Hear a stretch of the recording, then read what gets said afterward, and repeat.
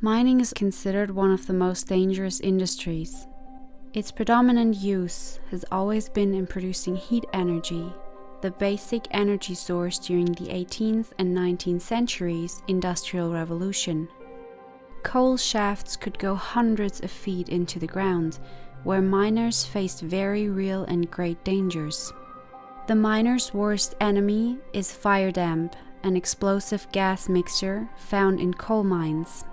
It's usually methane that builds up where coal is bituminous, which is a relatively soft form of coal that contains a tar-like substance called bitumen or asphalt, which is highly flammable. The other serious danger is a coal dust explosion. If air is saturated with fine suspended particles of flammable materials, excessive heat can create a rapidly traveling explosion in a confined space, such as a mine. On April 26, 1942, a fatal underground gas explosion of Benxihu Colliery in China caused a fire to explode out of the mine's shaft entrance. It is believed to be the worst coal mining disaster in history, which cost more than 1,500 lives.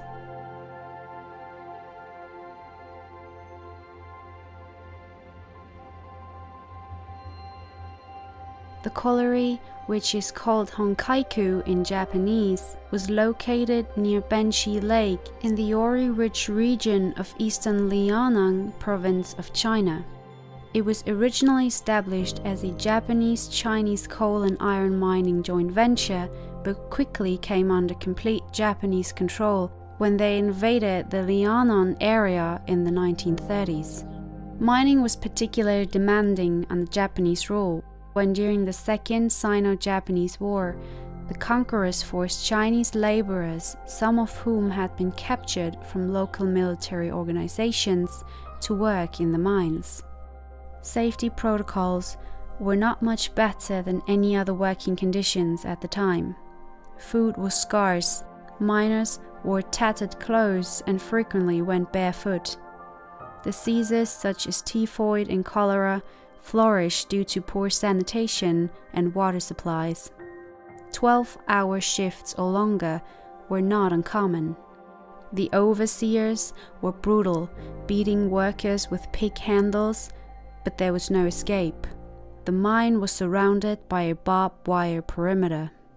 In the immediate aftermath of the blast, miners' families rushed to the scene of the disaster, only to be prevented from approaching by Japanese guards who erected an electric fence to prevent anxious spectators from getting too close. In an attempt to extinguish the fire by depriving the underground from oxygen, Japanese officials chose to shut off the ventilation system and seal the mine, leaving workers who hadn't been evacuated to suffocate. There was no respite for lucky survivors, though. The clean-up operation lasted for 10 days, with a succession of charred bodies being carried out of the shaft on carts, many too badly burned to be identified. They were interred in a mass grave with scant ceremony.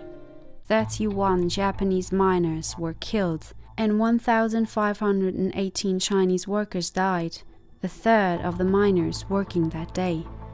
The Japanese, however, reopened the mine as soon as the clear-up was complete, and it continued to operate until the Japanese surrendered in 1945, when it was taken over by the exploited workers.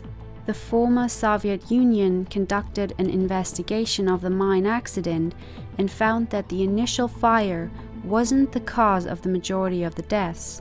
Rather, it was the hasty decision to seal the mine that killed the workers. Suffocation and carbon monoxide poisoning due to the closure of the ventilation system was reported to have caused most of the deaths. Due to the conditions at the mine and the raging World War and lack of initial publicity, no lessons were learned about the tragedy in the immediate aftermath. Possible prevention measures to mitigate mining disasters at that time could have been using large fans to circulate air in mines and provide ventilation in the working areas to dilute methane gas well below explosive levels in the air.